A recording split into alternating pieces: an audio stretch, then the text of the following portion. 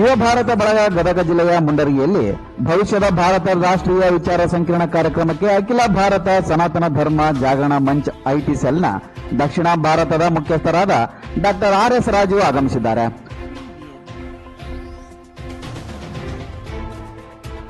ಮುಂಡರಗಿ ಅನ್ನದಾನೇಶ್ವರ ತಾಲೂಕು ಕ್ರೀಡಾಂಗಣದಲ್ಲಿ ಸುದ್ದಿಗಾರರೊಂದಿಗೆ ಮಾತನಾಡಿದ ಅವರು, ಇಡೀ ವಿಶ್ವವೇ ಭಾರತವನ್ನ ವಿಶ್ವಗುರು ಎಂದು ಕರೆಯುತ್ತಿದೆ. ಭಾರತವನ್ನ ಪ್ರಪಂಚದಲ್ಲೇ ಮೊದಲ ಸ್ಥಾನಕ್ಕೆ ಕೊಂಡೊಯ್ಯುವ ದೃಷ್ಟಿಯಿಂದ ಉಪನ್ಯಾಸವನ್ನ ನೀಡುತ್ತಿದ್ದೇವೆ. ಸಂಘಟನೆ ಸದೃಢವಾಗಿದ್ದಾಗ ಬದಲಾವಣೆಯಾಗುತ್ತದೆ. ಭವಿಷ್ಯದ ಭಾರತವನ್ನ ಕಟ್ಟಲು ಸದೃಢ ನಾಯಕ ಬೇಕಿತ್ತು. ಅಂತಹ ನಾಯಕ ಸಿಕ್ಕಿದ್ದಾರೆ. ಯುವಕರಲ್ಲಿ ಗೊಂದಲಗಳಿದ್ದರೆ ಜಿಲ್ಲಾ ಮಟ್ಟದಲ್ಲಿ ಕಾರ್ಯಕ್ರಮ ಮಾಡಿ ಅರಿವು ಮೂಡಿಸುತ್ತವೆ ಎಂದು ಸುದ್ದಿಗಾರರ ಪ್ರಶ್ನೆಗೆ ಉತ್ತರಿಸಿದರು. ಈಗ ಈ ಮುಂಡ್ರಿಗೆಯಲ್ಲಿ ಇವತ್ತು ಕಾರ್ಯಕ್ರಮ ಮಾಡ್ತಾ ಇದ್ದೀರಾ, ಇಲ್ಲಿ ಇದರ ಉದ್ದೇಶ ಏನು ಸರ್? ಏನಿಲ್ಲ, ನಮ್ಮ ಸಂಘಟನೆ ದೃಷ್ಟಿಯಿಂದ ಭಾರತ ಸನಾತನ ಧರ್ಮದ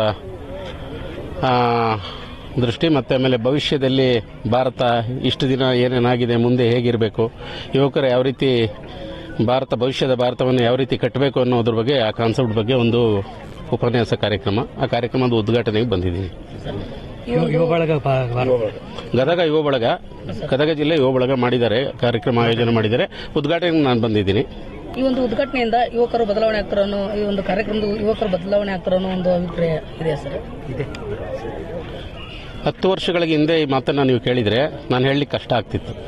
ಈಗ 10 ವರ್ಷಗಳಾದ ನಂತರ ಈ ಮಾತು ಕೇಳಿರೋದಕ್ಕೋಸ್ಕರ ಖಂಡಿತ 100ಕ್ಕೆ 100 ಭಾಗ ಬದಲಾವಣೆ ಆಗ್ತಾರೆ ಬಹುಶಃ ಅಂತೇಳಿ ಬಹುತೇಕರು ಇವಾಗ ಎಲ್ಲರೂ ಸಹ ಏನು ದುಶ್ಚಟಗಳಿಗೆ ದಾಸರಾಗಿದ್ದರು. ಇವತ್ತಿನ ಪರಿಸ್ಥಿತಿ ನೋಡಿದಾಗ, ಇವತ್ತು 10 ವರ್ಷದಿಂದ ಈಚೆಗೆ ನೋಡಿದರೆ ಇವತ್ತಿನ ಬದಲಾವಣೆಗಳು ನೋಡಿದ್ರೆ, ಈಗ ಮುಂದಿನ ಇನ್ನೂ ಒಂದು 5 ವರ್ಷ ನೋಡಿದರೆ ಈಗ ಒಂದು 90% ಆಗಿದೆ. ಮುಂದೆ 100% ಆಗಲಿಕ್ಕೆ ಪ್ರಯತ್ನ ಪಡ್ತಾ ಇದೀವಿ. ಆಗುತ್ತೆ ಅದು. ಮುಂದಿನ ಯುವ ಭಾರತದ ಒಂದು ಕನಸು ಯಾವ ರೀತಿಯಾಗಿದೆ ಸರ್? ಈಗ ಮಾತನಾಡ್ತೀನಿ ಅಲ್ಲಿ ಸ್ಟೇಜಲ್ಲಿ. ಯುವ ಭಾರತದ ಕನಸು ಏನು ಅನ್ನುವಂಥದ್ದಲ್ಲಿ ಮಾತಾಡೋಣ. ಯಾಕೆ ನಿಮ್ಮೆಲ್ಲರ ಸಹಕಾರ ಬೇಕು. ಪ್ಲಸ್ ಏನಾಗ್ತಿದೆ ಇದ್ರ ಜೊತೆಗೆ ಅಂತಂದರೆ, ಬಲಿಷ್ಠವಾದಂಥ ಭಾರತವನ್ನು ಕಟ್ಟಲಿಕ್ಕೆ ಒಬ್ಬ ಸದೃಢವಾದಂಥ ನಾಯಕ ಬೇಕಾಗಿತ್ತು. ಆ ನಾಯಕ ನಮಗೆ ಸಿಕ್ಕಿದ್ದಾರೆ.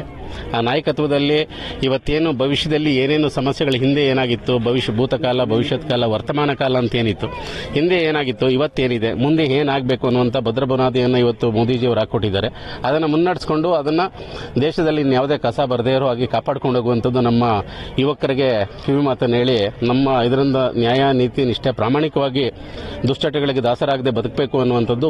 ಭಾರತ ಇವತ್ತು ವಿಶ್ವದಲ್ಲಿ ಮೊದಲನೇ ಸ್ಥಾನಕ್ಕೆ ಬರಬೇಕು ಅನ್ನುವಂಥದ್ದು, ನಾವು ಕೊನೆಯ ಸ್ಥಾನದಲ್ಲಿ ಇದ್ದಂಥ ಪರಿಸ್ಥಿತಿನಲ್ಲಿ ನೋಡಿದಾಗ ಇವತ್ತು ಅಮೆರಿಕಕ್ಕಿಂತ ಹೆಚ್ಚು ಇವತ್ತು ಅಮೆರಿಕ ಎಲ್ಲ ವಿಶ್ವವೇ ಇವತ್ತು ವಿಶ್ವಗುರು ಅಂತೇಳಿ ನೋಡಿರುವಂಥ ನಮ್ಮ ಭಾರತ ದೇಶವನ್ನು ನಾವು ಮತ್ತೊಮ್ಮೆ ಅಮೆರಿಕದ ಸ್ಥಾನದಲ್ಲಿ ನೋಡಲಿಕ್ಕೆ ನಾವು ಇಚ್ಛೆ ಪಡ್ತಾ ಇದ್ದೀವಿ. ಹಾಗಾಗಿ ಇದನ್ನ ಪ್ರಯತ್ನ ಪಡೋದ್ರಲ್ಲಿ ತಪ್ಪೇನಿಲ್ವಲ್ಲ, ಪ್ರಯತ್ನ ಪಡ್ತಾ ಇದ್ದೀವಿ. ಈ ಒಂದು ವಿಚಾರ ಸಂಘಟನೆಯಿಂದ ಯುವಕರು ಬದಲಾವಣೆ ಆಗ್ತಾರೆ ಅನ್ನೋ ಭರವಸೆ ಇದೆ ಸರ್? 100ಕ್ಕೆ 100 ಇದೆ. ಸಂಘಟನೆ ಇದೆಯಲ್ಲ, ಸಂಘಟನೆ ಸದೃಢವಾಗಿದ್ದಾಗ ಬದಲಾವಣೆ ಆಗೇ ಆಗುತ್ತೆ. ಇದರಲ್ಲಿ ಯಾರು ಸಹ ಸ್ವಾರ್ಥಕ್ಕಾಗಿ ಯಾರು ಮಾಡ್ತಾ ಇರುವಂತವರಲ್ಲ. ಎಲ್ಲ ನಿಸ್ವಾರ್ಥ ಸೇವೆ ಮಾಡಬೇಕಾದ್ರೆ ಬದಲಾವಣೆ ಆಗಲೇಬೇಕಲ್ಲ.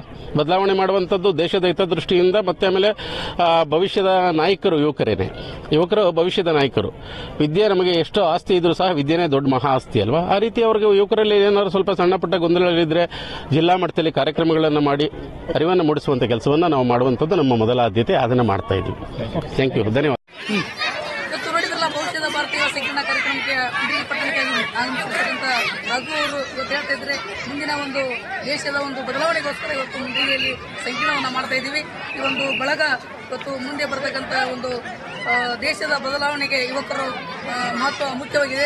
ಒಂದು ಶಿಕ್ಷಣ ಒಂದು ಪ್ರಬಲ ಆಸ್ತಿಯಾಗಿದೆ. ಹಾಗಾಗಿ ಯುವಕರು ಒಂದು ಬದಲಾವಣೆ ಆಗ್ತಾರೆ. ಹಿಂದೆ 10 ವರ್ಷದ ಹಿಂದೆ ಈಗಿನ ಯುವಕರನ್ನು ನೋಡಿದಾಗ ಇವತ್ತು ಬದಲಾವಣೆ ಆಗ್ತಾ ಇದೆ. ಹಾಗಾಗಿ ಈ ಒಂದು ಯುವಶಕ್ತಿ ಬದಲಾವಣೆಗೋಸ್ಕರ ಈ ಒಂದು ಕಾರ್ಯಕ್ರಮಕ್ಕೆ ಆಗಮಿಸಿದ್ವಿ ಅಂತ ಇವತ್ತು ಮುಂಡರಗಿ ಆಗಮಿಸಿರ್ತಕ್ಕಂಥ ರಾಜು ಅವರ ಒಂದು ಮಾತಾಗಿದೆ. ರಂಗನಾಥ ಕಂದಗಲ್, ಈ ಸಮಯ ಕನ್ನಡ ನ್ಯೂಸ್, ಗದಗ.